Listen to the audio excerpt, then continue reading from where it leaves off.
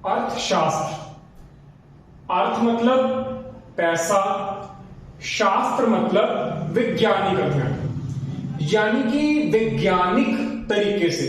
जहां पे वैज्ञानिक तरीकों का मतलब है जैसे कि हमारे साइंटिस्ट हैं, वो मेथड्स का, ऑब्जर्वेशंस का, प्रिंसिपल का यूज करते हैं। मान लीजिए जैसे कोई भी उनको नई मेडिसिन बनानी है तो सबसे पहले उसका साइंटिफिकली एक्सपेरिमेंट किया जाएगा।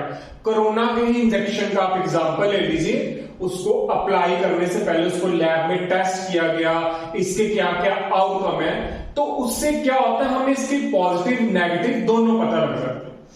उसी तरह से यहां पे हमको साइंटिफिकली अपनी इकोनॉमी को स्टडी करना है। साइंटिफिकली स्टडी का मतलब क्या है, हमारी इकोनॉमी के अंदर जो जो प्रॉब्लम चल रही है, इकोनॉमी का मतलब हुआ अर्थव्यवस्था। अर्थ यानी कि व्यवस्था, किसकी? अर्थ की, पैसे की कैसे व्यवस्था करनी है अपनी इकोनॉमी के अंदर। हमारी इकोनॉमी को इसी चीज से तो जज किया जाता है कि हमारी इकोनॉमी की जीडीपी कितनी बढ़ रही है, कितनी कम हो रही है। और वो कैसे पता लगता है? हमारी कंट्री का जो पॉवर्टी लेवल है, एजुकेशन लेवल है, सारा का सारा सेक्टर कहां स्टैंड कर रहा है। तो अर्थव्यवस्था के अंदर इस सारी चीजें कवर हो जाती है। अब बात आती है इकोनॉमिक्स, अर्थ प्लस शास्त्र, यानी कि पैसे का वैज्ञानिक तरीके से अध्ययन करना, जो कि एक आम लोगों के लिए, हमारे लिए बहुत जरूरी है। मनी से ही तो हम सरवाइव कर रहे हैं, मनी है उसी से खाने की चीजें आ रही हैं, हमारे पास रहने के लिए घर है।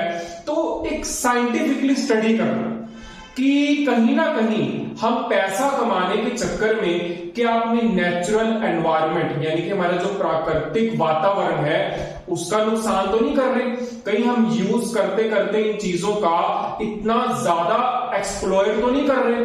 क्योंकि आपको पता है आने वाले टाइम में धीरे धीरे क्या हो रहा है, पानी डिसअपियर हो रहा है, गायब हो रहा है, ग्लोबल वार्मिंग एक्सटेंड हो रही है। तो कहीं ना कहीं इन चीजों का असर नेगेटिवली पड़ रहा है हमारे प्राकृतिक चीजों के ऊपर, उसका असर सीधा इंसान की जीवन के ऊपर पड़ेगा। ये मैंने आपको एक चीजें क्यों बताई वो आपको आगे पता लगेगा।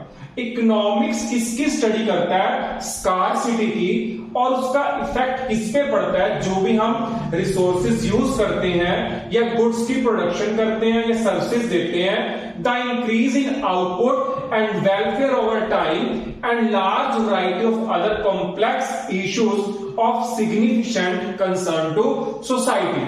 अब सबसे पहले हम पढ़ते हैं स्टडी ऑफ स्कार्सिटी। स्कार्सिटी का मतलब क्या है? संसाधनों की कमी। इकोनॉमिक्स के अंदर सबसे पहले कमी का अध्ययन किया जाता है। कमी मतलब हमारे पास जो संसाधन, हमारी जो जरूरतें हैं वो अनलिमिटेड है और हमारे पास जो संसाधन है वो लिमिटेड है, जैसे कि रोटी, कपड़ा, मकान। अब जैसे आप वेजिटेबल्स को ही देख लीजिए, किन्हीं चीजों को देख लीजिए, population day by day extend हो रही है, तो किस तरह से वो हमारे पास रिसोर्सेज पूरे होंगे?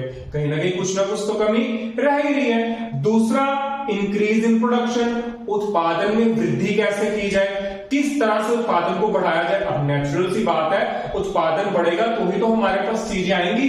तीसरा, वेलफेयर, समय के साथ साथ कल्याण भी करना है, डेवलपमेंट भी करना है, अप टू डेट पे रहना है। एग्जांपल जैसे कंप्यूटर टेक्नोलॉजी, आने वाला टाइम डिजिटल मोड पे हो जाएगा सारा, तो हमें उसके हिसाब से चीजों को सीखना भी है। फोर्थ है, जितने भी स्ट्रेसफुल मैटर हैं सोसाइटी के, यानी समाज के लिए जो चिंता के विषय हैं उनको भी अध्ययन करना।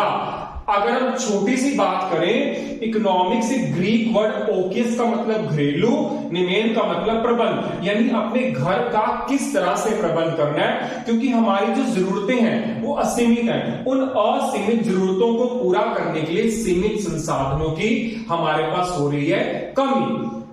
ये है इकोनॉमिक्स, अर्थशास्त्र इसी चीज का अध्ययन करती है।